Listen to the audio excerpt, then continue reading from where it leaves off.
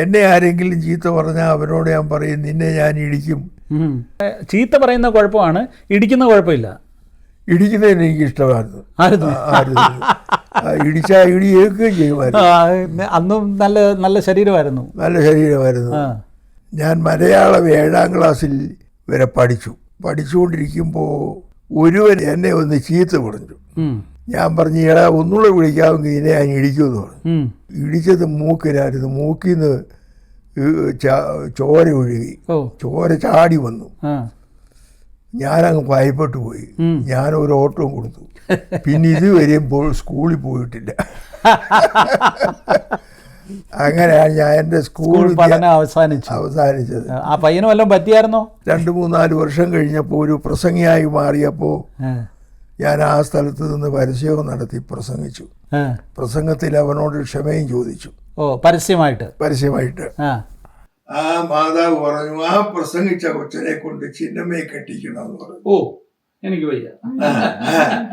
അങ്ങനെ എൻ്റെ 18ാമത്തെ വയസ്സിൽ കല്യാണാലോചന, 22ാമത്തെ വയസ്സിൽ കല്യാണം നടന്നു. അപ്പൊ ഭാര്യയ്ക്ക് എന്നാ പ്രായം ഉണ്ടായിരുന്നു? അവൾക്ക് 17-18 വയസ്സ്. ഇപ്പോഴാണ് ബാലവിവാഹത്തിന്റെ പരിധി വരും. 59 സഭാഹോളുകൾ പണിതു.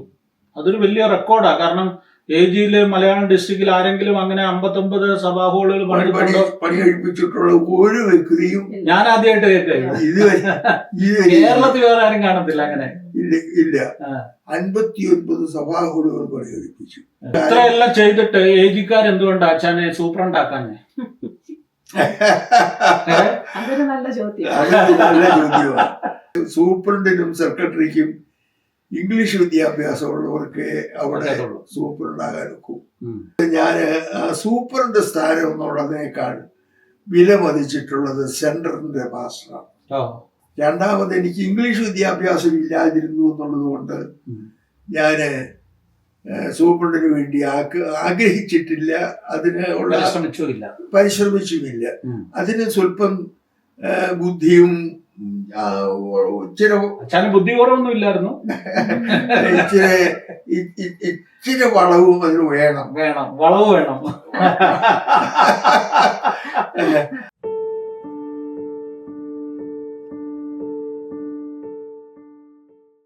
ഹല്ലേലൂയ ന്യൂസിലേക്ക് എല്ലാവർക്കും ഒരിക്കൽ കൂടെ സ്വാഗതം. ഇന്ന് ഞാനുള്ളത് പാസ്റ്റർ KJ ജോസഫിനോടും അദ്ദേഹത്തിൻ്റെ മകളോടുമൊപ്പമാണ്. പാസ്റ്റർ KJ ജോസഫ് സുദീർഘമായൊരു കാലഘട്ടത്തിൻ്റെ ശുശ്രൂഷ പരിചയങ്ങൾ അനുഭവങ്ങളൊക്കെയുള്ള അനുഗ്രഹീതനായൊരു ദൈവദാസനാണ്. അസംബ്ലീസ് ഓഫ് ഗോഡിലെ 2ാം തലമുറ, ശരിക്കും 1ാം തലമുറ എന്ന് തന്നെ പറയാവുന്ന തരത്തിലുള്ള അനുഗ്രഹീതനായൊരു ദൈവദാസൻ. ഇപ്പോൾ 98 വയസ്സുണ്ട്. പക്ഷേ അദ്ദേഹത്തിൻ്റെ ഓർമ്മകൾക്കൊരു കുറവുമില്ല. ഇപ്പോഴും പുസ്തകം എഴുതിക്കൊണ്ടിരിക്കുന്ന, അല്ലെങ്കിൽ 96ാം വയസ്സിലും പുസ്തകം എഴുതിയിട്ടുണ്ട്. ഇപ്പോഴും ഒരു പുസ്തകം പബ്ലിഷ് ചെയ്യുവാൻ പോകുകയാണ്. അങ്ങനെ അനുഗ്രഹീതനായൊരു ദൈവദാസൻ. അദ്ദേഹത്തിൻ്റെ മകൾ സോഫി രാജുവിനെ പരിചയപ്പെടുത്തുന്നതിൽ എനിക്ക് അതിയായ സന്തോഷമുണ്ട്. ചില വർഷങ്ങൾക്ക് മുമ്പ് ഫിലദൽഫിയയിൽ നടന്ന PCNAC-ൻ്റെ ലേഡീസ് കോർഡിനേറ്റർ ആയിരുന്നു. മാത്രമല്ല നിരവധി പൊതു പ്രവർത്തനങ്ങളിലും രംഗങ്ങളിലും ഒക്കെ സജീവമായി ഇപ്പോഴും പ്രവർത്തിച്ചു കൊണ്ടിരിക്കുന്ന അനുഗ്രഹീതയായ ഒരു ദൈവദാസിയാണ് സോഫി രാജു. ഇവിടെ അപ്പച്ചൻ്റെ ജീവിതാനുഭവങ്ങൾ അത് മകളുടെ ജീവിതവുമായിട്ട് എങ്ങനെ ബന്ധപ്പെട്ടിരിക്കുന്നു, അല്ലെങ്കിൽ അവർ തമ്മിലുള്ള ഒരു കെമിസ്ട്രി, അവർക്ക് പരസ്പരമുള്ള ഓർമ്മകൾ ഒക്കെ പങ്കിടുവാനായിട്ടുള്ള ഒരു വേദിയാണ് നമ്മൾ ഒരുക്കിയിരിക്കുന്നത്. അപ്പച്ചനോട് തന്നെ ചോദിച്ചു തുടങ്ങാം. അപ്പച്ച, ഈ 98ാമത്തെ വയസ്സിൽ മോളുടെ കൂടെയൊക്കെ ഇങ്ങനെ സന്തോഷമായിട്ട് ജീവിക്കാൻ സാധിക്കുന്നത് ഒരു വലിയ ദൈവാനുഗ്രഹമാണ്. ഇതിൽ കൂടുതലൊരു ദൈവാഗ്രഹം, ദൈവത്തിൻ്റെ സാന്നിധ്യം അനുഭവിപ്പാൻ കഴിഞ്ഞിട്ടില്ല. മക്കൾ ഈ മോളോട് വലിയ പ്രത്യേക ഇഷ്ടമല്ലോ ഉണ്ടോ? അങ്ങനെ മക്കളോട് ആരോടും പ്രത്യേകമായി ഇഷ്ടമോ ഇഷ്ടക്കേടോ ഇല്ല. എന്നാലും ഇളയ മോളല്ലേ? ഇളയ മോളാണെങ്കിലും 5 മക്കളുള്ളതിൽ 5 പേരോടും എനിക്ക് ഒരുപോലെ താല്പര്യം ആണ് ഉള്ളത്. എന്നാൽ ഇളയ മകളുടെ കൂടെ പാർക്കാനാ ഇപ്പോൾ അവസരം ലഭിച്ചത്. അതിൽ വളരെ സന്തോഷമുണ്ട്. ഓക്കെ. പിന്നെ ശരിക്കും അപ്പച്ചൻ്റെ സ്വദേശം ബുധനൂരായിരുന്നു അല്ലേ? ബുധനൂർ, ചെങ്ങന്നൂർ പടിഞ്ഞാറ് ബുധനൂർ എന്ന് പറയുന്ന സ്ഥലത്താണ് ഞാൻ ജനിച്ച് വളർത്തപ്പെട്ടത്. അതെ. എൻ്റെ 24 വയസ്സ് വരെ ആ സ്ഥലത്ത് ഞാൻ പാർത്തു എന്നാ എൻ്റെ ഓർമ്മ. 24 വയസ്സ് വരെ ബുധനൂരിൽ പാർത്തു. അപ്പച്ചൻ്റെ ഫാദർ എന്തോ ചെയ്യുമായിരുന്നു? എൻ്റെ അപ്പച്ചൻ അസംബ്ലി കൂട്ടായ്മയിൽപ്പെട്ട ഒരു ശുശ്രൂഷകനായിരുന്നു. ഓക്കെ. അപ്പോൾ അന്ന് അങ്ങനെ പറയുമ്പോൾ അതേത് കാലഘട്ടത്തിലാണ്? യാത്ര ചെയ്യാൻ ഇഷ്ടമാണോ? പക്ഷേ പ്ലാനിങ്, ബുക്കിംഗ്, ഐറ്റ്നറി ഇതൊക്കെ ആലോചിച്ച് ടെൻഷൻ അടിക്കാറുണ്ടോ? എങ്കിൽ നിങ്ങൾക്കുള്ളതാണ് ശൈല ഹോളിഡേയ്സിൻ്റെ ഗ്രൂപ്പ് ടൂർ പാക്കേജസ്.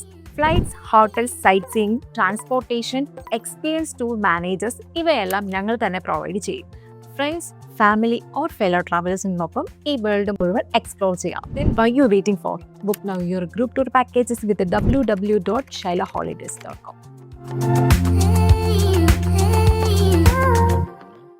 എൻ്റെ 7 വയസ്സ് പ്രായമുള്ളപ്പോഴാണ് എൻ്റെ അപ്പച്ചൻ ഈ പ്രസ്ഥാനത്തോട് ബന്ധപ്പെട്ടതെന്നാണ് എൻ്റെ ഓർമ്മ. അതായത് ഒരു 1935 ആയിട്ട് വരും.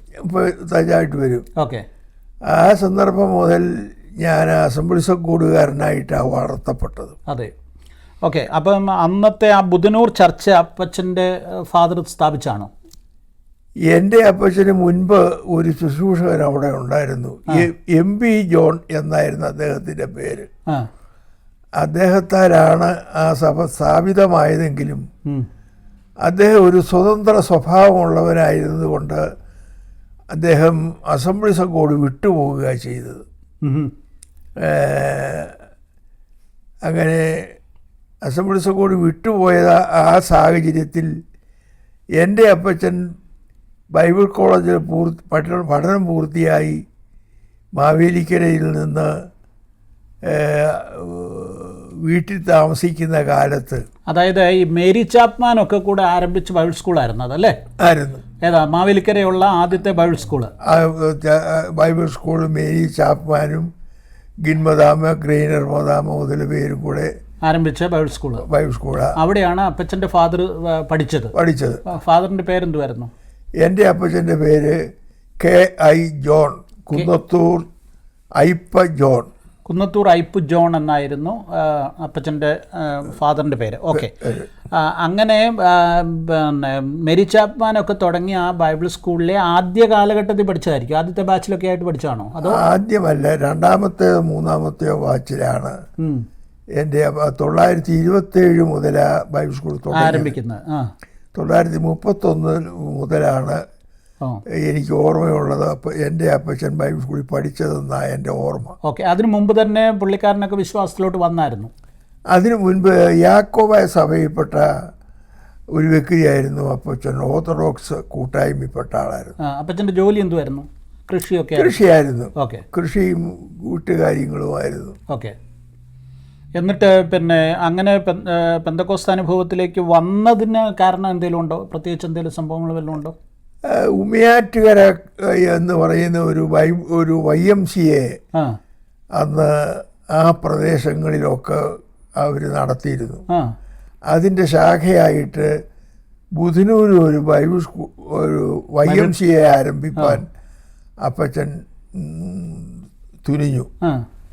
അതിൻ്റെ ഫലമായിട്ട് അപ്പച്ചൻ യേശുക്രിസ്തുവിനെ രക്ഷകനായിട്ട് അംഗീകരിക്കുക എന്നുള്ള ആ വിഷയം പഠിക്കുകയും അത് അനുഭവസ്ഥനാക്കി പഠിപ്പിക്കുകയും ചെയ്യുന്ന ഒരു സ്വഭാവത്തിലായി തീർന്നു.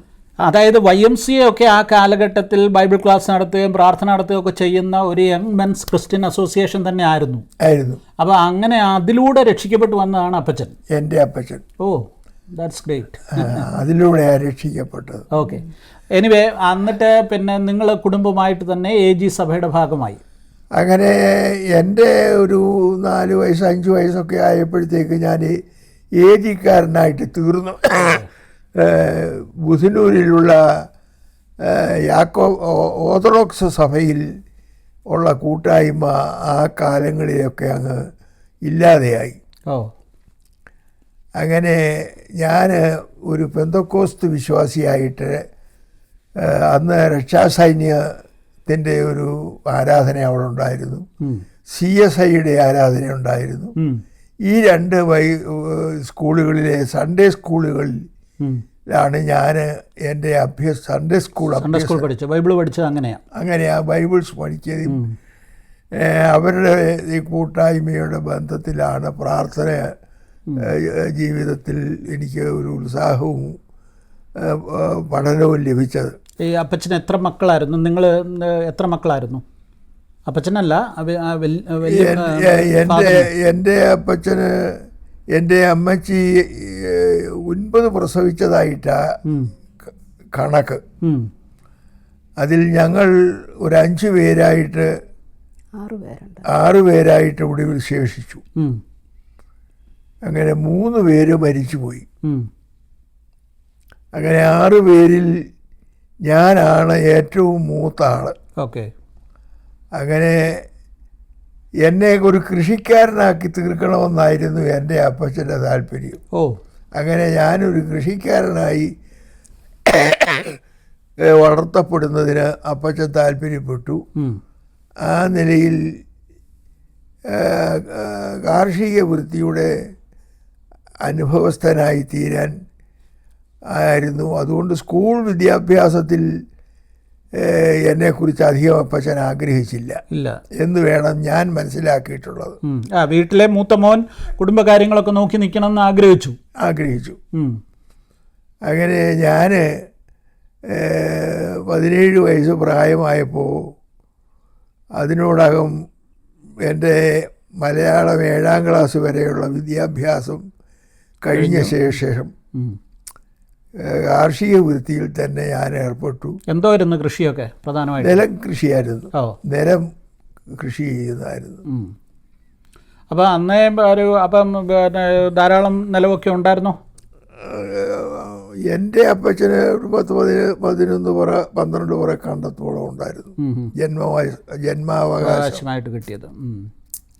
ഓക്കെ. അപ്പം എന്നിട്ട് അച്ഛനൊരു ഈ സുവിശേഷകനാകുന്നത് ഏത് കാലഘട്ടത്തിലാണ്? അതിനുള്ള താല്പര്യം എന്തോ? എനിക്ക് 16 വയസ്സ് പ്രായമുള്ളപ്പോൾ ഞാനൊരു പാപിയാണെന്നുള്ളൊരു ചിന്ത എൻ്റെ മനസ്സെ ഭരിച്ചു.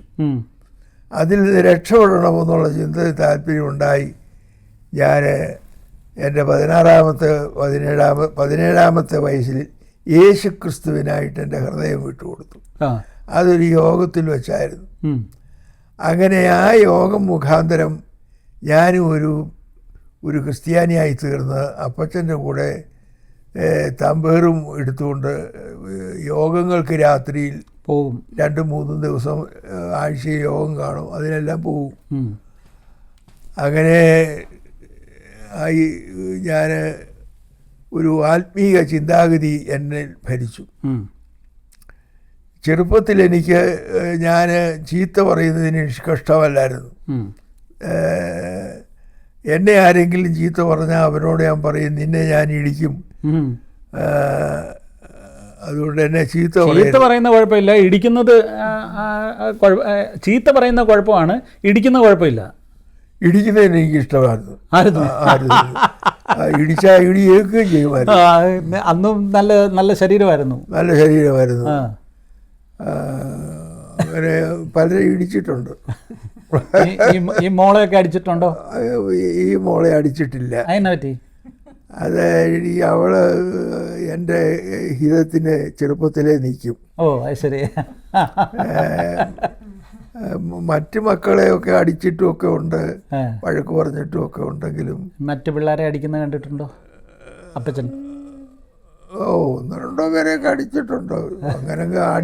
അങ്ങനെ വലിയ സ്ട്രിക്റ്റ് ആയിട്ടുള്ള അപ്പനൊന്നും അല്ലായിരുന്നോ? അല്ല, മക്കളുമായിട്ട് കളിയും ചിരിയും. സ്ട്രിക്റ്റ് ആയിരുന്നു. അപ്പച്ചൻ തമാശയൊക്കെ പറയുമായിരുന്നോ? അപ്പച്ചൻ എൻ്റെ ചെറുപ്പകാലങ്ങളിലൊക്കെ അപ്പച്ചൻ എപ്പോഴും വളരെ ബിസിയായിരുന്നു. വളരെ അച്ചടക്കവും ഡിസിപ്ലിനും. ഞങ്ങൾ പാഴ്സനേജിലാണ് വളർന്നത്. അതുകൊണ്ട് അതിൻ്റേതായിട്ടുള്ള വളരെ കർശനത്തിലാണ് അപ്പച്ചൻ ഞങ്ങളെ 5 പേരെയും വളർത്തിയത്. ഇന്ന സമയത്തിനുള്ളിൽ ഇന്നത് ചെയ്തിരിക്കണം, ഇന്ന സമയത്തിൽ മീറ്റിങ്ങിന് അറ്റൻഡ് ചെയ്തിരിക്കണം.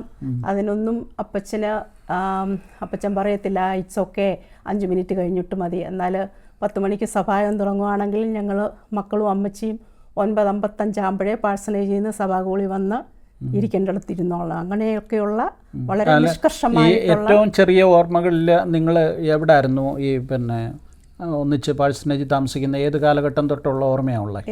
ഞാൻ ജനിച്ചതും വളർന്നതും കൊല്ലത്ത് മുഖത്തല എന്ന് പറയുന്ന സ്ഥലത്ത് അപ്പച്ചന് ശുശ്രൂഷകനായിരിക്കുമ്പോഴാണ്.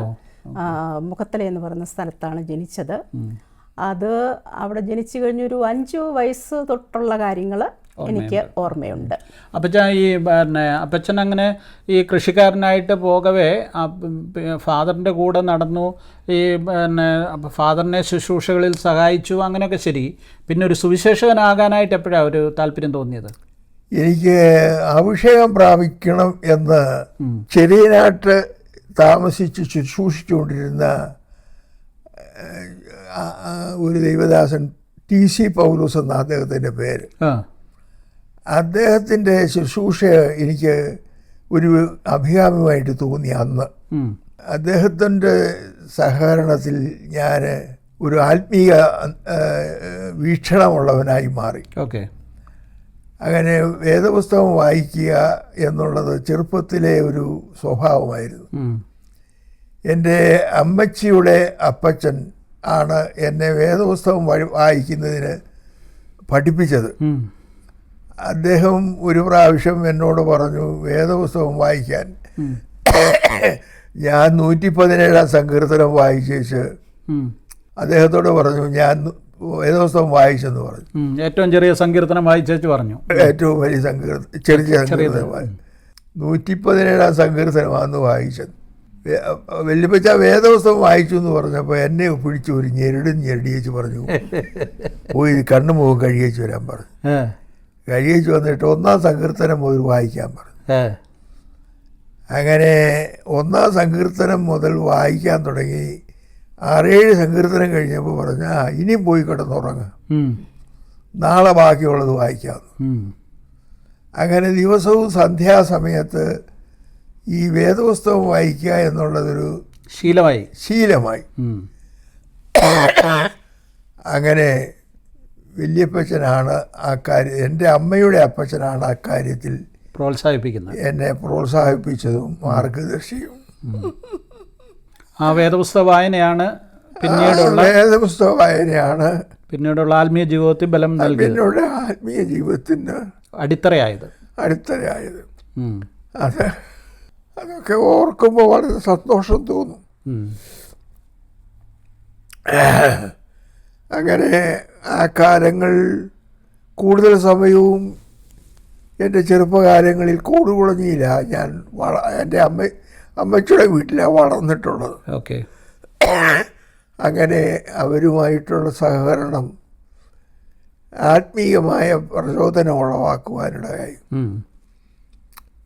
CSI ബാക്ക്ഗ്രൗണ്ട് ആയിരുന്നതുകൊണ്ട് അവരിലെ പാട്ടും പ്രാർത്ഥനയും ആ ചെറുപ്പകാലങ്ങളിൽ എനിക്ക് ഉത്സാഹം തോന്നിയിട്ടുള്ളത്. എന്തിനാ ഏറെ പറയാൻ ഞാൻ സമയമെടുത്താൽ ഒരുപാട് പറയാൻ കഴിയും. അങ്ങനെ ചെറുപ്പകാലങ്ങളിലെ ആ കൂടുകുളഞ്ഞിയുമായിട്ടുള്ള ബന്ധം എനിക്ക് വളരെ ആത്മീയ പ്രചോദനം ഉളവാക്കിയിട്ടുള്ള കാലങ്ങളാണ്. പള്ളിയിൽ പോകുന്നതും ഒക്കെ ബുധനൂർ യാക്കോബ പള്ളി പോയിട്ടതാണ് അപൂർവമായിട്ട് മാത്രമേ ഉള്ളൂ. CSIയിലൊക്കെ ഒത്തിരി പോയിട്ടുണ്ട്. CSI പള്ളിയിലാണ് കൂടുതലും പോയിട്ടുള്ളതും. അതുകൊണ്ട് അതാണോടാണ് ആഗ്രഹവും താല്പര്യവും. ഓക്കെ. എന്നിട്ട് സുവിശേഷ വേലയ്ക്ക് താല്പര്യപ്പെടാൻ കാരണം ഞാൻ മലയാളം 7-ാം ക്ലാസ്സിൽ വരെ പഠിച്ചുകൊണ്ടിരിക്കുമ്പോൾ ഒരുവൻ എന്നെ ഒന്ന് ചീത്ത പറഞ്ഞു. ഞാൻ പറഞ്ഞു ഒന്നുകൂടെ വിളിക്കാമെങ്കിൽ ഇതിനെ ഞാൻ ഇടിക്കുമെന്ന് പറഞ്ഞു. അങ്ങനെ 7-ാം ക്ലാസ്സിൽ പഠിച്ചുകൊണ്ടിരിക്കുമ്പോൾ അവരെന്നെ ചീത്ത വിളിച്ചതിനാൽ ഞാൻ ഒരിടി കൊടുത്തു. ഇടിച്ചത് മൂക്കിനായിരുന്നു. മൂക്കിൽ നിന്ന് ചോര ഒഴുകി, ചോര ചാടി വന്നു. ഞാനങ്ങ് ഭയപ്പെട്ടു പോയി. ഞാനൊരു ഓട്ടവും കൊടുത്തു. പിന്നെ ഇതുവരെയും സ്കൂളിൽ പോയിട്ടില്ല. അങ്ങനെയാണ് ഞാൻ എൻ്റെ സ്കൂൾ പഠനം അവസാനിച്ചത്. ആ പയ്യന് വല്ലതും പറ്റിയായിരുന്നോ? ഞാൻ പിന്നെ അന്വേഷിച്ചു. ആ സ്ഥലത്ത് നിന്ന് ഞാൻ 2-3-4 വർഷം കഴിഞ്ഞപ്പോൾ ഒരു പ്രസംഗിയായി മാറിയപ്പോൾ ഞാൻ ആ സ്ഥലത്ത് നിന്ന് പരസ്യവും നടത്തി പ്രസംഗിച്ചു. പ്രസംഗത്തിൽ അവനോട് ക്ഷമയും ചോദിച്ചു. പരസ്യമായിട്ട് അങ്ങനെ ഒരു പ്രത്യേക അനുഭവം എനിക്കുണ്ടായി. പ്രേക്ഷകരെ ശ്രദ്ധിക്കുക, അപ്പച്ചൻ പറഞ്ഞത് നിങ്ങൾക്ക് മനസ്സിലായെന്ന് കരുതുന്നു. 7ാം ക്ലാസ്സിൽ പഠിക്കുമ്പോൾ തന്നെ ചീത്ത വിളിച്ച ഒരു കൂട്ടുകാരനെ അല്ലെ കൂടെ പഠിച്ച വിദ്യാർത്ഥിയെ മൂക്കിനിട്ട് ഇടിച്ചു.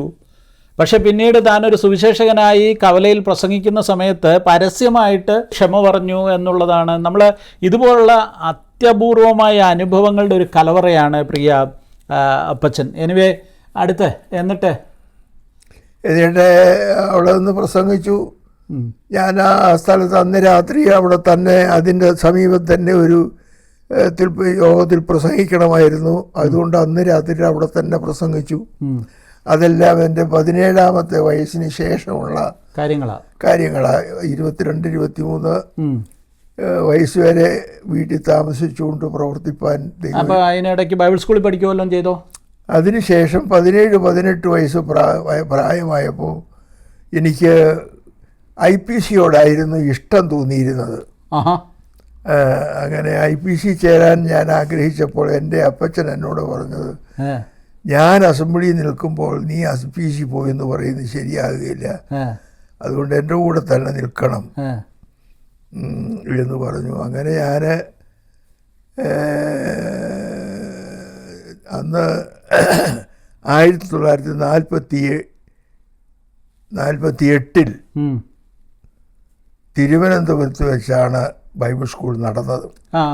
ബദേൽ ബൈബിൾ കോളേജിൻ്റെ കുറച്ച് കാലം തിരുവനന്തപുരത്ത് നടന്നിരുന്നു. ഒരു കാലത്ത്, ഒരു വർഷം, അതായത് പുനലൂർ ഇത് വാങ്ങുന്നതിന് മുമ്പ്. അങ്ങനെ 1948 ഞാൻ തിരുവനന്തപുരം ബൈബിൾ സ്കൂളിൽ പഠിച്ചു. 4 മാസം പഠിച്ചു. പഠിച്ച ശേഷം അപ്പോഴേക്ക് എനിക്ക് വേദപുസ്തകം വായിക്കാനും പഠിക്കാനും ഉള്ള അറിവും കഴിവും ഉണ്ടായി. ആവേശമുണ്ടായി. അപ്പച്ചനോടുകൂടെ താമസിച്ചിരുന്ന കാലമായതുകൊണ്ട് തമ്പേറും എടുത്തുകൊണ്ട് അപ്പച്ചൻ്റെ കൂടെ പോവുകയും പാടുകയും താളമടിക്കുകയും ഒക്കെ ചെയ്യുക. എപ്പോഴാണ് പരസ്യയോഗ പ്രസംഗം തുടങ്ങിയത്? പരസ്യയോഗ പ്രസംഗം തുടങ്ങിയത് അഭിഷേകം പ്രാപിച്ചതിൻ്റെ 5ാമത്തെ ദിവസം. അതായത് എനിക്ക് ഈ 17 വയസ്സ് പ്രായമുള്ളപ്പോൾ ഞാൻ അഭിഷേകം പ്രാപിച്ചു.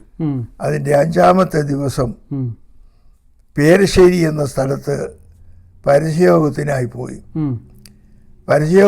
പോയപ്പോൾ അന്ന് ആ യോഗങ്ങളിൽ ലീഡ് ചെയ്ത ആ ദൈവദാസൻ എന്നോട് പറഞ്ഞു, ആരംഭമായിട്ടൊരു സാക്ഷി പറയാൻ.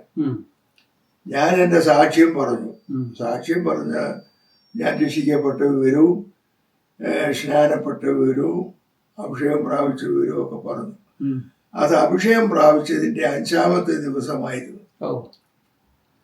ആ ദിവസം ഏതാണ്ട് 2.25 മണിക്കൂർ പ്രസംഗിച്ചു. അപ്പോഴേക്ക് ആദ്യത്തെ പ്രസംഗം 2.25 മണിക്കൂർ പ്രസംഗിച്ചു. അതെന്നെ പ്രസംഗമായിരുന്നു.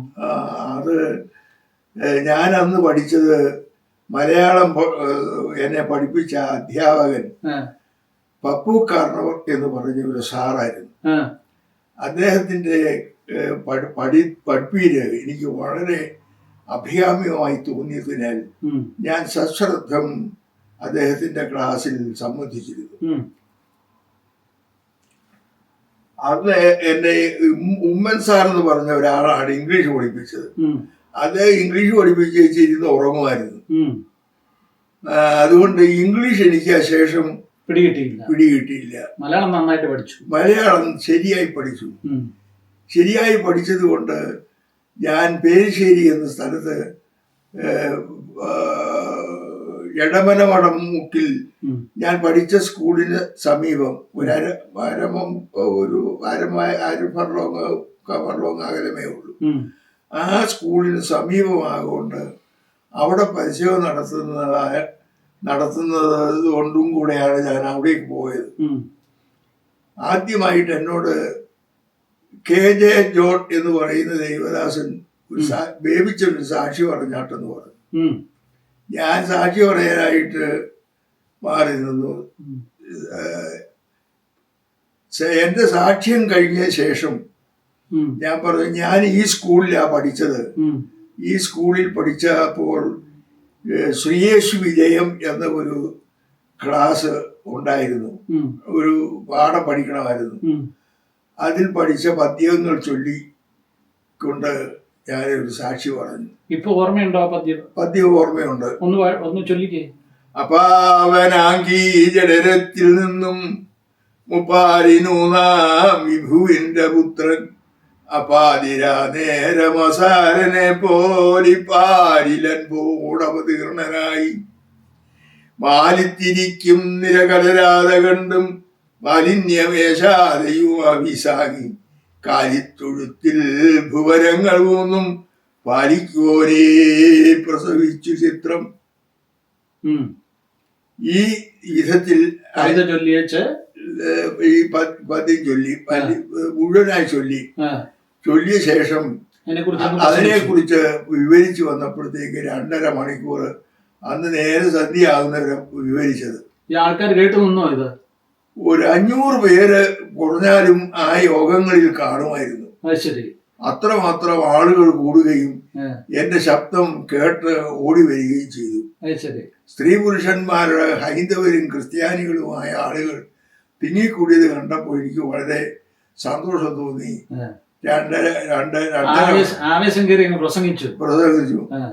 പ്രസംഗിച്ചു കഴിഞ്ഞ് മടങ്ങിപ്പോയപ്പോൾ ഓരോരുത്തരും പറഞ്ഞു കളത്തിൽ കയറി കുത്തി എന്ന് ചിലര് പറഞ്ഞു ഒപ്പനെ കവിച്ചു വെച്ചു എന്ന് പറഞ്ഞു.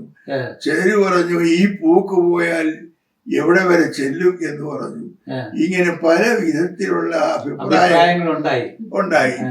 ഇതെല്ലാം കേട്ടുകൊണ്ട് ഞാൻ മൗനമായി അവരുടെ കൂടെ 1 മൈല് 1.5 മൈലോളം സഞ്ചരിച്ച് പുലിയൂർ ഭാഗത്ത് വന്നപ്പോൾ അവരെല്ലാവരും തെക്കോട്ട് പോയി. ഞാനും അപ്പച്ചനും മുട്ടത്തേത്ത് കുട്ടി എന്ന് പറയുന്ന ദൈവദാസനും കൂടെ ചേർന്ന് പടിഞ്ഞാറോട്ട് പോയി.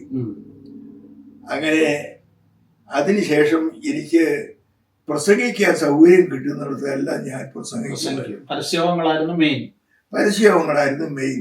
ചന്തകളിൽ പോയി പ്രസംഗിക്കുക. വെറുതെ അങ്ങ് പറയുക. കേൾക്കുന്നവര് കേട്ടു, കേട്ടാത്തവര് കേൾക്കില്ല.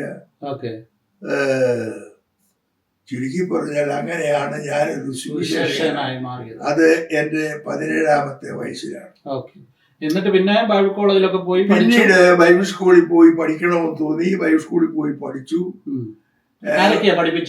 പഠിപ്പിച്ചത്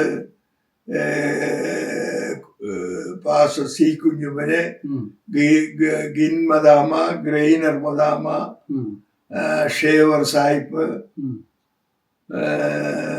പാസ്റ്റർ പണിക്കര്, ഇങ്ങനെ പഠിപ്പിച്ചു. ഗൾഫരായ ആളുകളെല്ലാം പഠിപ്പിച്ചു. പഠനം കഴിഞ്ഞിട്ട് സഭാ ശുശ്രൂഷയിലോട്ട് പഠനം കഴിഞ്ഞ് ആ കാലത്ത് ഞാനൊരു CA ക്യാമ്പ്, ഞാൻ കടയ്ക്കാമണ്ണ് വന്ന് ഒരു CA ക്യാമ്പിൽ പ്രസംഗിച്ചു. പ്രസംഗം കഴിഞ്ഞ് മടങ്ങിപ്പോയപ്പോൾ കടയ്ക്കാമണ്ണ് എൻ്റെ പിൽക്കാലത്ത് അമ്മാവിയമ്മയായി ഭവിച്ച ആ മാതാവ് പറഞ്ഞു, ആ പ്രസംഗിച്ച കൊച്ചനെ കൊണ്ട് ചിന്നമ്മയെ കെട്ടിക്കണമെന്ന് പറഞ്ഞു. എനിക്ക് വയ്യ. അങ്ങനെ എൻ്റെ 18ാമത്തെ വയസ്സിൽ കല്യാണാലോചന, 22ാമത്തെ വയസ്സിൽ ആരംഭിച്ച ആ ദിവസം വരെയും കല്യാണാലോചന തുടർന്നുകൊണ്ടിരുന്നു. അങ്ങനെ കല്യാണം അങ്ങനെ 22ാം വയസ്സിലാണോ കല്യാണം നടക്കുന്നത്? 22 വയസ്സ് പൂർത്തിയായ ആ കാലത്ത് കല്യാണം നടന്നു. അപ്പൊ ഭാര്യയ്ക്ക് എന്നാ പ്രായം ഉണ്ടായിരുന്നു? അവൾക്ക് 17-18 വയസ്സ്. ഇപ്പോഴാണ് ബാലവിവാഹത്തിന്റെ പരിധി വരും. ഇപ്പോഴാണെങ്കിൽ ബാലവിവാഹം, അന്ന് ബാലവിവാഹം ഒന്നുമില്ല, നിയമ തടസ്സം ഉള്ള കാലമല്ലായിരുന്നു. ഓക്കെ. പിന്നെ നിങ്ങളുടെ കുടുംബമായിട്ട് നിങ്ങൾ ജീവിക്കുന്നു, അത് കഴിഞ്ഞ് അപ്പോൾ ഞാൻ ബൈബിൾ സ്കൂളിൽ വിദ്യാർത്ഥിയായപ്പോൾ ആണ് ഈ ആലോചന വന്നത്. അങ്ങനെ 2-3 വർഷം കഴിഞ്ഞ അപ്പോഴേക്ക് ഞാൻ ഈ ആലോചന തന്നെ തുടർന്നുകൊണ്ടിരുന്നു. കടയ്ക്കാവണ്ണ ചിന്നമ്മയുടെ അമ്മച്ചി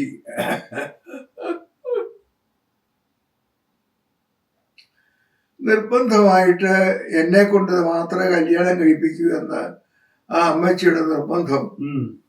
അങ്ങനെ ഞാൻ കല്യാണം കഴിച്ചു. എവിടെ വെച്ചായിരുന്നു കല്യാണം? കല്യാണം ബൂത്തിലൂർ വെച്ചായിരുന്നു. ഓക്കെ. ആരാ നടത്തിയേ? MC ചാക്കോ എന്ന് പറയുന്ന കർത്തൃദാസനാണ് വിവാഹ ശുശ്രൂഷ നടത്തിയത്. കുഞ്ഞുമ്മൻ സാറിനെ നടത്താനായിട്ട് അദ്ദേഹത്തെ പോയി ക്ഷണിച്ചു. അദ്ദേഹം പറഞ്ഞത് ഞാൻ നടത്താൻ വരികയില്ല, ചാക്കോ സാറ് വേണം നടത്താൻ. അങ്ങനെ അദ്ദേഹം പ്രാർത്ഥിച്ച് എന്നെ വിട്ടു. ഞാൻ ചാക്കോ സാറിന്റെ ശുശ്രൂഷയിൽ വിവാഹിതനായി. ഓക്കെ. കുടുംബജീവിതം ഒക്കെ സന്തോഷകരമായിരുന്നു? കുടുംബജീവിതം സന്തോഷകരമായിരുന്നു. എനിക്ക് 5 മക്കളെ തന്നു. പിള്ളേരുടെ പേരൊക്കെ എന്ന് പറഞ്ഞേ? വിൽസൺ ജോസ്. വിൽസൺ ജോസ് ആണ് മൂത്ത മകൻ. രണ്ടാമത്തത് വത്സമ്മ, മൂന്നാമത്തത് വിക്ടർ ജോസ്, നാലാമത്തത് സൂസൻ, അഞ്ചാമത്തത് സോഫിമോൾ. സോഫി. ആ സോഫിയാണ് ഈ സമീപത്തിരിക്കുന്നത്. അങ്ങനെ 5 മക്കളും വിവാഹിതരായി. അവർക്ക് അവരുടെ കുഞ്ഞുങ്ങളെയും കാണാനുള്ള ഭാഗ്യം എനിക്കുണ്ടായി. ഓക്കെ. ഇവരെ പഠിപ്പിക്കാനൊക്കെ ബുദ്ധിമുട്ടിയോ? അങ്ങനെ വല്ല സാമ്പത്തികമായിട്ട് ഞെരുക്കമൊക്കെ ഉണ്ടായിട്ടുണ്ടെങ്കിലും ഞാൻ വളരെ ശ്രദ്ധിച്ച കാര്യങ്ങൾ ചെയ്യുന്ന ആയിരുന്നത് കൊണ്ടും എൻ്റെ സൂക്ഷ്മമായ ബുദ്ധി കൊണ്ടും ഞാൻ ഒരു ബിസിനസ് മെന്റാലിറ്റി ഉള്ള ഒരാളാണ് സുവിശേഷവേലയുടെ കൂട്ടത്തിൽ. അതുകൊണ്ട് എനിക്ക് എങ്ങനെ ജീവിക്കണം എന്ന് അറിയാമായിരുന്നു. ആ കാര്യത്തിൽ ഞാൻ അല്പം നിപുണനായിരുന്നു എന്ന് വേണം പറയാൻ. കാർഷിക വൃത്തിയാണെങ്കിൽ അത് എനിക്ക് ഉണ്ടായിരുന്നു. അതിൽ ഞാൻ ഉത്സുകനായിരുന്നു. മടിയനല്ലായിരുന്നു. ഏത് കാര്യത്തിനും മടിയില്ലായിരുന്നു. കച്ചവടം ചെയ്യുന്നതിനും മടിയില്ലായിരുന്നു. കാളെ വാങ്ങിക്കുന്നതിനും വിൽക്കുന്നതിനും ഒരു മടിയും ഇല്ലായിരുന്നു. അത് 13-ാമത്തെ വയസ്സ് മുതൽ തുടങ്ങിയതാണ്. അതുകൊണ്ട് അങ്ങനെ സാമ്പത്തിക ബുദ്ധിമുട്ടുകളൊന്നും കാര്യമായിട്ട് ഉണ്ടായിരുന്നില്ല. എത്ര സഭ സ്ഥാപിച്ചു? ഞാന് സഭകൾ സ്ഥാപിച്ചു എന്ന് പറഞ്ഞാൽ 12 സഭകളിൽ ശുശ്രൂഷകനായി ഇരുന്നിട്ടുണ്ട്. 12 സഭകൾ. 59 സഭാ ഹോളുകൾ പണി കഴിപ്പിച്ചിട്ടുണ്ട്. 59 സഭാ ഹോളുകൾ പണി കഴിപ്പിച്ചു. അതെങ്ങനെ ഈ 12 അടുത്ത് ഇരുന്നുകൊണ്ട് ഈ 59 എണ്ണം പണി കഴിപ്പിച്ചു? ഞാന് കുറെ കഴിഞ്ഞപ്പോൾ സെൻട്രൽ പാസ്റ്ററായി. പ്രസ്പിറ്ററായി. അത് കഴിഞ്ഞിട്ട് മേഖല ഡയറക്ടറായി. ഈ തസ്തികകളിലൊക്കെ ഇരുന്നിട്ടുള്ളത് കൊണ്ട് എനിക്ക് വിസ്തൃതമായ സഭാ ഹോളുകളെ കുറിച്ചും സഭകളെ കുറിച്ചുമുള്ള ഗ്രാഹ്യം ഉണ്ടാകുകയും. അപ്പൊ ഈ ഹോളുകളൊക്കെ പണിയാനുള്ള സാമ്പത്തികമൊക്കെ എങ്ങനെ കിട്ടി? സാമ്പത്തികം കിട്ടിയത് എന്റെ മകൻ അമേരിക്കയിൽ വന്നു. അവൻ 1974 അമേരിക്കയിലായത്. അങ്ങനെ അമേരിക്കയിൽ വന്ന ശേഷം അവൻ BA പാസ്സായ ശേഷമാണ് അതിന്റെ പിറ്റേ വർഷം അമേരിക്കയിൽ വന്നു. അമേരിക്കയിൽ വന്ന ഒരു വേദവിദ്യാർത്ഥിയായിട്ടാണ് അദ്ദേഹം വന്നത്. അദ്ദേഹം വന്ന ശേഷം അദ്ദേഹത്തിന്റെ സഭാ ശുശ്രൂഷകനായിരുന്ന കർത്തൃദാസൻ മരിച്ചുപോയി. അദ്ദേഹത്തിന്റെ ഭാര്യയോട് എൻ്റെ അപ്പച്ചൻ ഒരു സെൻട്രൽ പാസ്റ്ററാണെന്നും അദ്ദേഹത്തിന്റെ സഭയിൽ അദ്ദേഹത്തിന്റെ സെന്ററിൽ സഭാ ഹോളുകൾ പണിയെടുപ്പിക്കണം എന്നും മറ്റുമൊക്കെ ഉള്ള കാര്യം മോൻ പറഞ്ഞു. അങ്ങനെ ആ മദാമ്മ സാമ്പത്തികമായിട്ട് സഹായിച്ചു. ഒരു സഭാ ഹോളിന് കാശ് കൊടുത്തു. $3000 സഭാ ഹോളിന് കിട്ടുന്നത്. ഓക്കെ. അങ്ങനെ ആദ്യം ഒരു സഭാ ഹോളിന്റെ കാശ് അവര് കൊടുത്തത് കൊണ്ട് അവരുടെ അദ്ദേഹത്തിന്റെ പേരിൽ പേരൊക്കെ മറന്നു പോകുന്നു. കുഴപ്പമില്ല, പറഞ്ഞോ. അദ്ദേഹത്തിന്റെ പേരിൽ സഭാ ഹോള് പണിതു. സഭാ ഹോള് പണി കഴിപ്പിച്ചു. അത് ചോഴിയക്കോട് എന്ന് പറഞ്ഞ സ്ഥലത്താണ്. ചോഴിയാക്കോട് ആ സ്ഥലത്താണ് സഭാ ഹോൾ പണിത്. ആ സഭ വളർച്ച പ്രാപിക്കുകയും അനുഗ്രഹിക്കപ്പെടുകയും ചെയ്തു. അവിടെ 10-20 സെന്റ് വസ്തു ഉണ്ടായിരുന്നതിനകത്തൊരു പാഷനേജും പണി കഴിപ്പിച്ചു. അങ്ങനെ ഒരു പാഷനേജും ഒരു സഭാഹോളോടെ പണി കഴിപ്പിച്ചപ്പോൾ ഞാൻ അഞ്ചൽ സെന്ററിലുള്ള സെന്റർ പാസ്റ്ററായിട്ട് ആയിരുന്നു അത് ചെയ്തത്.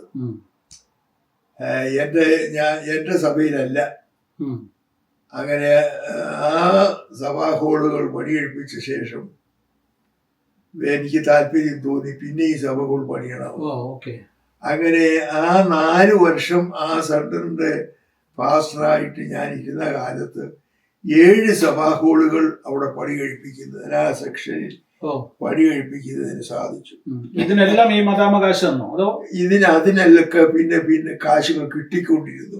എങ്ങനെയൊക്കെ കിട്ടിയെന്നുള്ള കാര്യം അറിയത്തില്ല, എനിക്ക് ഓർക്കുന്നില്ല. അതിനൊക്കെ കൊണ്ടുള്ള സഭാ ഹോളുകൾ കിട്ടിയത് മൊത്തം ഞാൻ പണിതുകൊണ്ടിരുന്നു. അങ്ങനെ 50-ലധികം ഹോളുകൾ പണിതു. അങ്ങനെ 50-ലധികം 59 സഭാ ഹോളുകൾ പണിതു. അതൊരു വലിയ റെക്കോർഡാണ്. കാരണം AG മലയാളം ഡിസ്ട്രിക്റ്റിൽ ആരെങ്കിലും അങ്ങനെ 59 സഭാ ഹോളുകൾ പണി കഴിപ്പിച്ചിട്ടുള്ള ഒരു വ്യക്തിയും ഞാൻ ആദ്യമായിട്ട് കേൾക്കുക. കേരളത്തിൽ വേറെ ആരും കാണത്തില്ല അങ്ങനെ. ഇല്ല. 59 സഭാ ഹോളുകൾ പണി കഴിപ്പിച്ചു. 59ാമത്തെ സഭാ ഹോളിന്റെ കാശ് എന്റെ വസ്തു വിറ്റ് എനിക്ക് വസ്തു വിറ്റ കാശ് കൊടുത്ത് അതിൽ 5 ലക്ഷം രൂപ കൊടുത്തു. 60 സെന്റ് വസ്തു ആര്യങ്കാവ് വാങ്ങിച്ചു. അതാണ് അവസാനം പിന്നെയും പണിയിപ്പിച്ചു വിട്ടുണ്ട്. അവസാന ഇത്രയെല്ലാം ചെയ്തിട്ട് ഏജിക്കാർ എന്തുകൊണ്ട് അച്ഛനെ സൂപ്രണ്ടാക്കാഞ്ഞേ? നല്ല ചോദ്യമാണ്. ഞാന് സൂപ്രണ്ടാകണമെങ്കിൽ അസംബ്ലി ബോർഡിൽ ഇംഗ്ലീഷ് വിദ്യാഭ്യാസം വേണം. ഇംഗ്ലീഷ് സൂപ്രണ്ടിനും സെക്രട്ടറിക്കും ഇംഗ്ലീഷ് വിദ്യാഭ്യാസം ഉള്ളവർക്ക് അവിടെ സൂപ്രണ്ടാകാൻ ഒക്കും. ഒന്ന്. രണ്ടാമത് ഞാൻ സൂപ്രണ്ട് സ്ഥാനം എന്നുള്ളതിനേക്കാൾ വില മതിച്ചിട്ടുള്ളത് സെന്ററിന്റെ മാസ്റ്ററാണ്. കാരണം സൂപ്രണ്ടിനേക്കാൾ ഉത്തരവാദിത്വവും പ്രവർത്തിക്കാനുള്ള വഴിയും സെൻട്രൽ പാസ്റ്റർക്കുണ്ട്. അതുകൊണ്ട് ഞാൻ ഇഷ്ടപ്പെട്ടത് സെൻട്രൽ പാസ്റ്റർ എന്നുള്ള നിലയിലാണ്. അതിൽ കൂടുതലൊന്നും ഇഷ്ടം തോന്നിയിട്ടില്ല. ഒന്ന്. രണ്ടാമത് എനിക്ക് ഇംഗ്ലീഷ് വിദ്യാഭ്യാസം ഇല്ലാതിരുന്നു എന്നുള്ളത് കൊണ്ട് ഞാന് സൂപ്രണ്ടിന് വേണ്ടി ആഗ്രഹിച്ചിട്ടില്ല. അതിന് പരിശ്രമിച്ചുമില്ല. അതിന് സ്വല്പം ബുദ്ധിയും ബുദ്ധി കുറവൊന്നും ഇല്ലായിരുന്നു. ഇച്ചിരി വളവും അതിന് വേണം. വളവ് വേണം.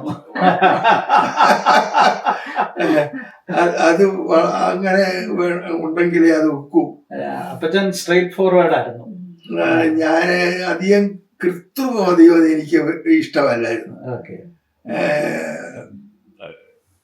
അതിരിക്കട്ടെ, ഈ കേരളത്തിലെ പെന്തിക്കോസ് ദീർഘവർഷങ്ങൾ അവിടെ സഭാ ശുശ്രൂഷയൊക്കെ ഇരുന്നു. ഇപ്പോഴത്തെ ആളുകളെ കുറിച്ചോ കാര്യങ്ങളെ കുറിച്ച് കുറെ കാലമായിട്ട് അമേരിക്കയിൽ താമസിക്കുന്നതുകൊണ്ട് കൃത്യമായിട്ട് അറിയത്തില്ലായിരിക്കാം. എന്നാലും കേരളത്തിലെ പാസ്റ്റർമാരോടൊക്കെ ഉള്ള ഒരു ഉപദേശം എന്തുവാ അപ്പച്ചന് പറയാനുള്ളത്? കേരളത്തിലെ പാസ്റ്റർമാര് ഇന്ന് എന്തോന്നാ പറയേണ്ടത്? നമ്മൾ പറഞ്ഞാൽ ദോഷം വരരുതല്ലോ ദോഷമായിട്ട് ആർക്കും ദോഷം പറയുന്ന നാവായിരിക്കരുതെന്ന വേദപുസ്തകം പഠിപ്പിക്കുന്നത്. അതുകൊണ്ട് ഞാൻ ഇന്ന് ഇതങ്ങ് നീക്കിക്കളയണം ഈ വാക്ക്. ഇത് ഈ ശൃംഖലയിൽ ഉൾപ്പെട്ട വാക്കല്ല, അത് നല്ലതല്ല. അതുകൊണ്ട് ശുശ്രൂഷയിൽ ഞാൻ ഉത്സാഹമായിട്ട് പ്രവർത്തിക്കണം, സഭകൾ സ്ഥാപിക്കണം എന്നുള്ള ചിന്ത മാത്രമേ എനിക്കുണ്ടായിരുന്നുള്ളൂ. പാസ്റ്റർമാരോടുള്ള ഉപദേശം, പാസ്റ്റർമാരോടുള്ള ഉപദേശം പറഞ്ഞാൽ ദർശനമില്ലാത്തവരും ഉണ്ട് കൂട്ടത്തിൽ, മറ്റ് ബിസിനസ് ഒന്നും ഇല്ലാത്തത് കൊണ്ട് സുവിശേഷ വേലയ്ക്ക് ഇറങ്ങുന്നവരും ഈ കൂട്ടത്തിലൊക്കെ എല്ലാ കാലത്തും ഉണ്ടല്ലോ. ഉണ്ട്. എന്നല്ലാതെ ആത്മാർത്ഥമായിട്ട് പ്രവർത്തിക്കുന്നവരോടുള്ള ഒരു ഉപദേശം, ആത്മാർത്ഥമായി പ്രവർത്തിക്കുന്നവർ രചിക്കേണ്ടി വരത്തില്ല. സ്വന്തം ജീവിതാനുഭവം വെച്ചാ പറയുന്നത്. എൻ്റെ സ്വന്തം ജീവിതാനുഭവം വെച്ചുകൊണ്ട് പറഞ്ഞാൽ ഞാൻ ആത്മാർത്ഥമായിട്ടാണ് പ്രവർത്തിച്ചിട്ടുള്ളത്. അതുകൊണ്ട് ഞാൻ ലജ്ജിക്കേണ്ട ഒരു സാഹചര്യം ഇതുവരെ ഉണ്ടായിട്ടില്ല, ശുശ്രൂഷയിൽ ഉണ്ടായിട്ടില്ല. അത് തന്നെയാണ് പാസ്റ്റേഴ്സിനോട് പറയാനുള്ളത്. അത് തന്നെ പാസ്റ്റർമാരോട് പറയാനുള്ളത്. യഥാർത്ഥമായിട്ട് കർത്താവിനെ കണ്ടുകൊണ്ട് കർത്താവിൻ്റെ വേലയാണ് പ്രാധാന്യമുള്ളതെന്ന് മനസ്സിലാക്കി പ്രവർത്തിക്കുന്ന ഒരു വ്യക്തിക്കും അവരുടെ ജീവിതത്തിൽ തോക്കേണ്ടി വരത്തില്ല. ഓക്കെ. അപ്പച്ചനെ പുസ്തകങ്ങൾ എഴുതിയിട്ടുണ്ട്. ഞാൻ 12 പുസ്തകം എഴുതിയതായിട്ട് എനിക്ക് ഓർമ്മയുണ്ട്. പിന്നെ ഒരു പുസ്തകം എഴുതി എൻ്റെ മൂത്ത മകൻ്റെ കൊടുത്തിട്ടുണ്ട്. അവനത് പ്രിന്റ് ചെയ്ത് എന്നെ കാണിക്കാമെന്നാണ് പറഞ്ഞിരിക്കുന്നത്. വേറൊരു അവസാനത്തെ പുസ്തകം പ്രിന്റ് ചെയ്ത് ഇറങ്ങിയത്, അവസാനത്തെ പുസ്തകം അന്ത്യകാലം എന്ന് പറയുന്നുള്ള പുസ്തകം ഞാനാണ് ഇറക്കിയത്. അന്ന് സാംകുട്ടി ചാക്കോ ഒരു പുസ്തകം 1-2 പുസ്തകം ഇറക്കിയിട്ടുള്ളത് ഓർമ്മയുണ്ട്. പിന്നെ ഇനി അപ്പച്ചന് എന്തുവാ ജീവിതത്തിൽ ആഗ്രഹമുള്ളത്? എനിക്ക് ആഗ്രഹം ഉള്ളത് മരിക്കണം എന്നാ എന്റെ ചിന്ത. മരിക്കണം എന്നുള്ളത് ഒരു ആഗ്രഹമാണോ? അത് എന്നാ എന്റെ ചിന്ത. ഞാൻ മരിക്കും. അല്ല, എല്ലാരും മരിക്കും. എല്ലാരും മരിക്കും, ഞാനും മരിക്കും. മറ്റ് താല്പര്യമായിട്ട് ഒന്നും തന്നെ ഇല്ലെന്ന് വേണേ പറയാം. വേറൊരു കാര്യം ചോദിക്കട്ടെ, ഈ മരിച്ച് സ്വർഗത്തിൽ ചെല്ലുമ്പോ കർത്താവിനോട് ചോദിക്കാൻ വല്ല ചോദ്യമുണ്ടോ? കർത്താവിനോട് ചോദിക്കാനുള്ള ചോദ്യം ചോദിക്കാനേ ഉള്ളൂ. എന്തുവാ ചോദിക്കുന്നത്? പ്രധാന ചോദ്യം എന്തുവാ? പ്രധാനമായിട്ട് ചോദിക്കുന്നത് എന്നെ എന്തുകൊണ്ട് ഇത്രയും മാത്രമേ എനിക്ക് അനുഗ്രഹം ഉണ്ടായിരുന്നുള്ളൂ എന്ന് കർത്താവിനോട് ചോദിക്കും. ഇതൊന്നും പോരായിരുന്നോ? ഇത്രയൊന്നും പോരായിരുന്നോ? പോരാ, തൃപ്തിയില്ല. ഇതിലൊന്നും ഈ പ്രവർത്തിച്ചതിലൊന്നും തൃപ്തിപ്പെടേണ്ടതായിട്ടില്ല. ഇല്ല. പിന്നെ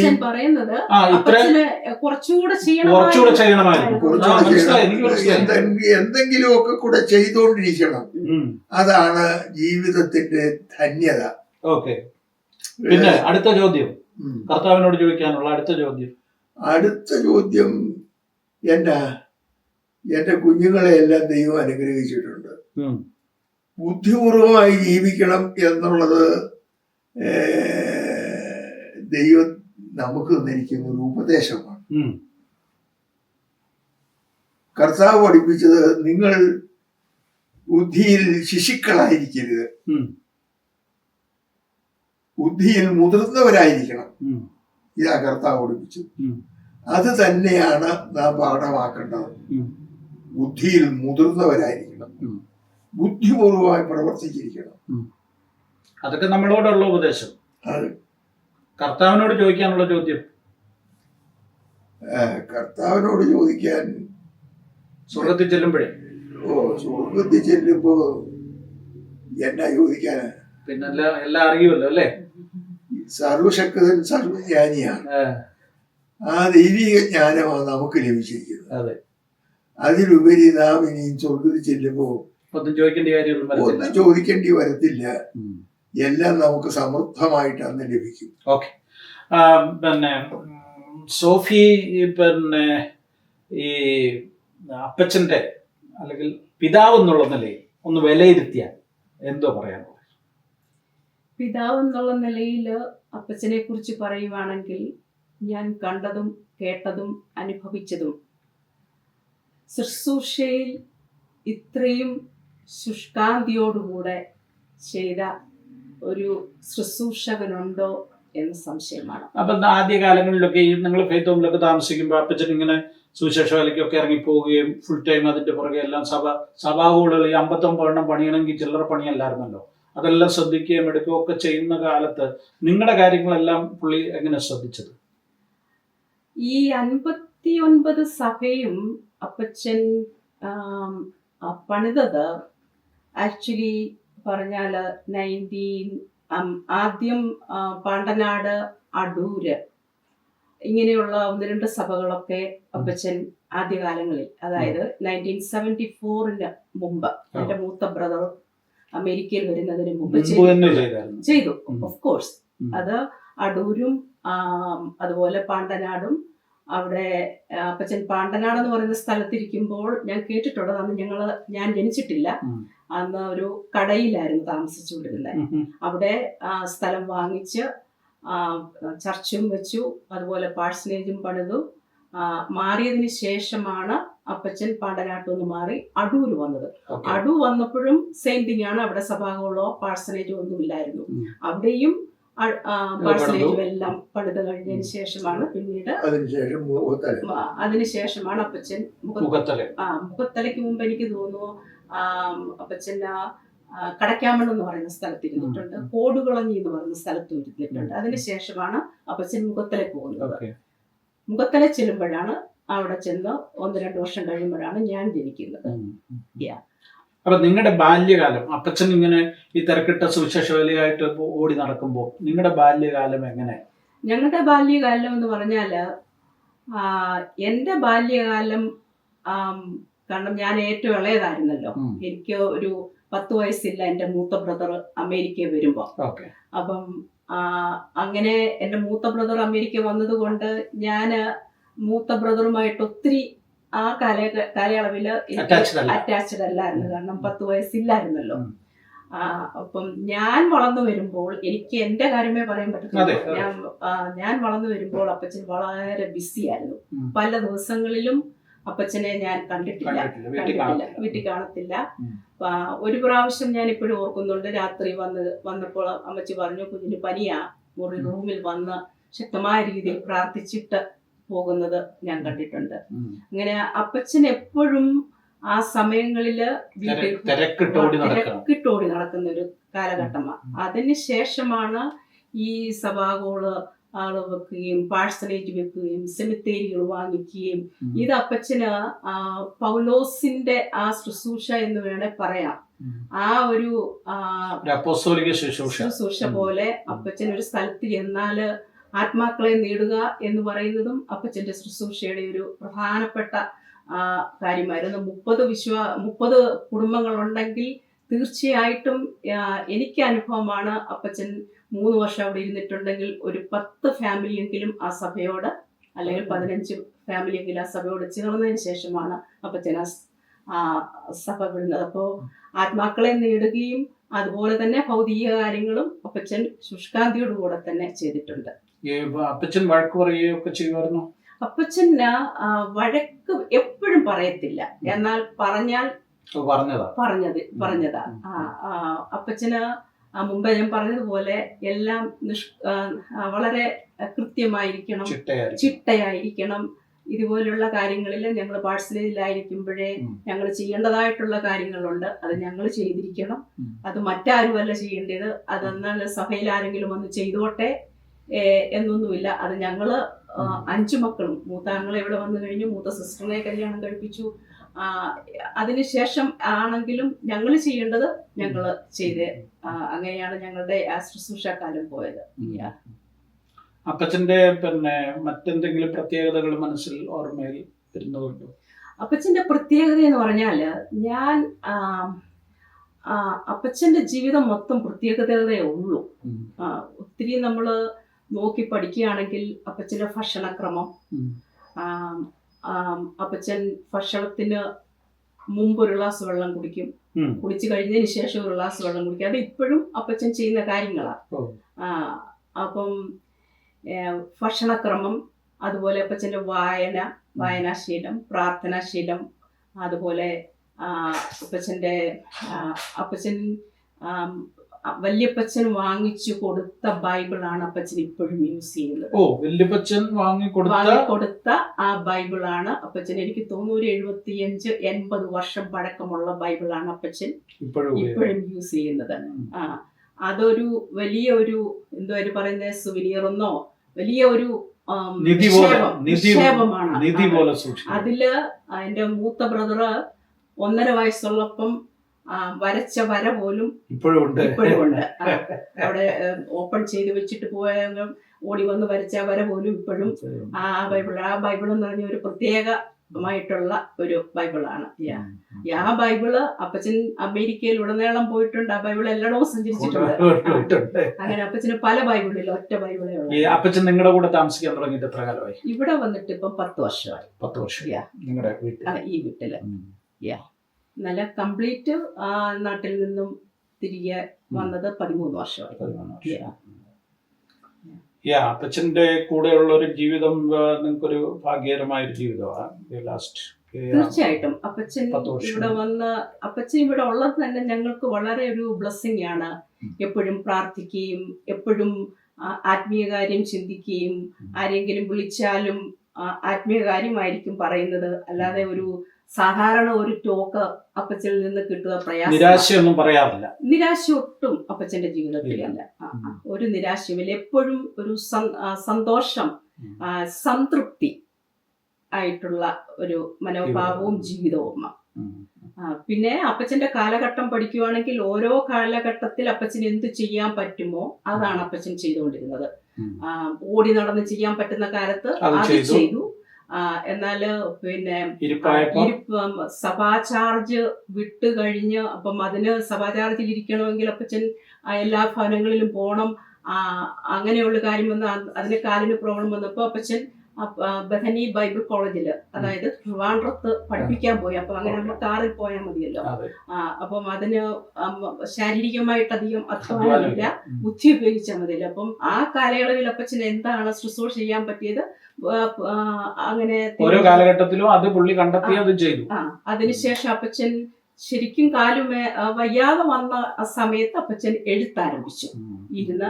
അങ്ങനെയാണ് 12 ബുക്കിൽ കൂടുതൽ അടിച്ചു എന്നാണ് എൻ്റെ വിശ്വാസം. ഇനി 1-2 ബുക്കും കൂടെ എഴുതിയിട്ടുണ്ട്, അത് പബ്ലിഷ് ചെയ്യണം. അപ്പം ഏത് കാലയളവിലും അപ്പച്ചന് എന്തെങ്കിലും തന്നെ പ്രവർത്തിച്ചു കൊണ്ടിരുന്നു. അത് മാത്രമല്ല ഇപ്പോൾ അങ്ങനെ എഴുതാനുള്ള കൈക്ക് സ്വാധീനക്കുറവുണ്ട്. സമീപകാലം വരെ അത് എഴുതിക്കൊണ്ടിരുന്നു അല്ലേ? അതെ, തീർച്ചയായിട്ടും. അന്ത്യകാലമാണ് ഏറ്റവും അവസാനം എഴുതിയത്. അത് ഈ അന്ത്യകാലം എഴുതിയത് കോവിഡ് കാലത്ത് കോവിഡിനെ കുറിച്ച്, കോവിഡ് വന്നതിന് ശേഷമാണ് അന്ത്യകാലം എഴുതിയത്.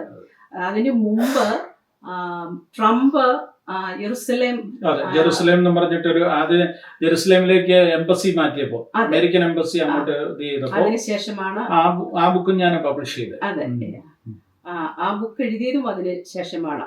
90 വയസ്സിന് ശേഷമാണ് ആ ബുക്ക് പബ്ലിഷ് ചെയ്തത്. പിന്നെ എന്ത് കിട്ടിയാലും ഇപ്പം ചെയ്യുന്ന ശുശ്രൂഷ എന്ന് വെച്ചാല് എന്ത് കിട്ടിയാലും അപ്പച്ചൻ സുവിശേഷ വേലയ്ക്ക് കൊണ്ട് അന്ന് തൊട്ട് കൊടുത്തുകൊണ്ടിരിക്കുന്നു. അതിപ്പോഴും ചെയ്തുകൊണ്ടിരിക്കുന്നു. ഇപ്പോഴാണെങ്കിൽ ഒരു പൈസ എൻ്റെ കയ്യിലില്ല, കിട്ടിയാൽ അന്നേരമേ കൊടുക്കും. കൊടുക്കുക എന്നുള്ളതാണ് കർത്താവ് പഠിപ്പിച്ചത്. വാങ്ങുന്നതിനേക്കാൾ കൊടുക്കുന്നത് നല്ലത്. അതാ കർത്താവ് പഠിപ്പിച്ചത്. കർത്താവ് എന്ത് കൽപ്പിച്ചോ അത് നാം ചെയ്യുന്നതാണ്. പിന്നെ എനിക്ക് അപ്പച്ചനെ കുറിച്ച് മറ്റൊരു കാര്യം എൻ്റെ ഓർമ്മയിൽ നിന്ന് ഞാൻ പറയുക. അപ്പച്ചന്റെ പരസ്യ ശുശ്രൂഷ, പരസ്യയോഗം, അത് എവിടെയൊക്കെ അപ്പച്ചൻ പരസ്യയോഗം നടത്തിയോ അവിടെയൊക്കെ സഭകള് സ്ഥാപിക്കപ്പെട്ടിട്ടുണ്ട്. പിന്നെ എവറി 3 months ടാരി മീറ്റിംഗ്, നമ്മുടെ നാട്ടിൽ പറയും കാത്തിരിപ്പ് യോഗം. അതിന് ആം, ആ, ഈ പ്രവാചക ശുശ്രൂഷക അവർക്ക്, കാരണം ജനങ്ങൾക്ക് അതൊക്കെ താല്പര്യമാണല്ലോ. അങ്ങനെയുള്ളത് എല്ലാവരും അഭിഷേകം പ്രാപിക്കുക എന്ന് പറയുന്നത് അപ്പച്ചൻ്റെ ശുശ്രൂഷയിലെ ഒരു പ്രധാനപ്പെട്ട കാര്യമായിരുന്നു. പിന്നെ കൺവെൻഷൻ ഞങ്ങൾ, എൻ്റെ ഓർമ്മയായ കാലം തൊട്ടേ അന്നേ ഏത് ലെവൽ അങ്ങേയറ്റം പോണോ ആ ഒരു ഹൈ ലെവലിലായിരിക്കും അപ്പച്ചൻ്റെ കൺവെൻഷനും എല്ലാ ശുശ്രൂഷയും ചെയ്തുകൊണ്ടിരുന്നത്. ഓക്കെ, എനിവേ അപ്പച്ചൻ്റെ ജീവിതം അനേകർക്കൊരു പിന്നെ ധൈര്യവും ബലവും ഒക്കെ പകരുന്നതാണ്. കാരണം ഇത്രയും കാലഘട്ടം ദൈവത്തിന് വേണ്ടി നിന്നു, ദൈവം മാനിച്ചു. അതുപോലെ ഈ 98-ാം വയസ്സിലും ഇത്രയും ഓർമ്മയോടെ, പിന്നെ ഓർമ്മയിലൊന്നും ഒരു വലിയ ലാഗൊന്നുമില്ല സംസാരിക്കുന്നതിൽ. ഇത്രയും സജീവമായിട്ട് ഇരിക്കുന്നു. ദൈവം ധാരാളമായിട്ട് അനുഗ്രഹിക്കട്ടെ. കൂടുതൽ കൃപ, ധൈര്യം, ബലം ഒക്കെ നൽകട്ടെ എന്ന് പ്രാർത്ഥിക്കുന്നു. പ്രേക്ഷകരുടെ എല്ലാവരുടെയും പേരിൽ ഒരു ആശംസ ഞാൻ നേരുന്നു. ദൈവം ധാരാളമായിട്ട് അനുഗ്രഹിക്കട്ടെ. ഇളയ മകൾ സോഫിയാണ് നമ്മളോട് സംസാരിച്ചത്. അവർ കുടുംബമായിട്ട് ന്യൂയോർക്കിൽ താമസിക്കുന്നു. Husband Raju, Thomas Varghese. എന്റെ പേര് ആക്ച്വലി സോഫി വർഗീസ്. ഓക്കെ, സോഫി രാജു എന്നിങ്ങനെ പറഞ്ഞ്. ഓക്കെ, എനിവേ മക്കള് 3 പേര്. മക്കള് രണ്ടുപേരും മാരീഡാണ്. 2 കൊച്ചുമക്കളുണ്ട്. അപ്പൊ അതായത് ഇപ്പൊ ഈ വീടെന്ന് പറയുന്നത് 4 തലമുറ. അതെ, അല്ലേ? ഇപ്പം അപ്പച്ചൻ, പിന്നെ മോള്, ഞങ്ങളുടെ മക്കള്, അവരുടെ മക്കള്, അങ്ങനെ ഒരു 4 തലമുറ ഒന്നിച്ച് അപ്പച്ചൻ ഒത്തിരി ഭാഗ്യം ചെയ്ത ആളാണ്. എനിവേ കർത്താവ് ധാരാളമായിട്ട് അനുഗ്രഹിക്കട്ടെ. സ്തോത്രം. Thank you. സ്തോത്രം. ഓക്കെ, ദൈവം അനുഗ്രഹിക്കട്ടെ. ഓക്കെ. കർത്താവെ, നൽകിയ എല്ലാ അനുഗ്രഹങ്ങൾക്കായും സ്തോത്രം. കൃപ കൂടെ ഇരിക്കണമേ. നിന്റെ സാന്നിധ്യത്തിന്റെ മുറവിൽ സദാ ആയിരിക്കാൻ കൃപ തരണം. നിന്റെ ദാസൻ സാംകുട്ടി ചാക്കോയ്ക്ക് വേണ്ടി സ്തോത്രം ചെയ്യുന്നു. നിന്റെ ദാസനെ അനുഗ്രഹിക്കണമേ. അവൻ്റെ ഭാര്യയെയും ദൈവം അവർക്ക് കൊടുത്തിരിക്കുന്ന കുഞ്ഞുങ്ങളെയും അനുഗ്രഹിച്ച് ആശീർവദിക്കണമേ.